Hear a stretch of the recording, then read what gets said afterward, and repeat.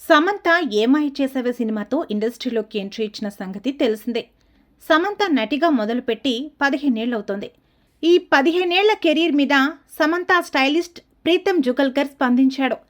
Samantha Pritam relation మీద ఒకప్పుడు దారుణమైన విమర్శలొచ్చాయి. సమంత నాగచైతన్య విడిపోవడానికి కారణం కూడా ప్రీతం అని అన్నారు. కానీ చివరకు ప్రీతం నోరు విప్పాడు. నేను సమంతను అక్క అని సంబోధిస్తాను. ఈ విషయం చైతన్యకి కూడా తెలుసు. ఆయన నోరు విప్పకపోవడం బాధగా అనిపించింది అంటూ ప్రీతం నేషనల్ మీడియాతో ముచ్చటించిన సంగతి తెలిసిందే. తాజాగా సమంతపై ప్రీతం పోస్ట్ వేశాడు.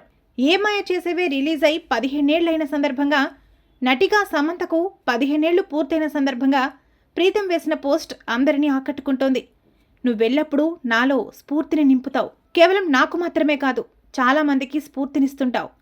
నా లైఫ్ కెరీర్కు నువ్వే మూలస్తంభం.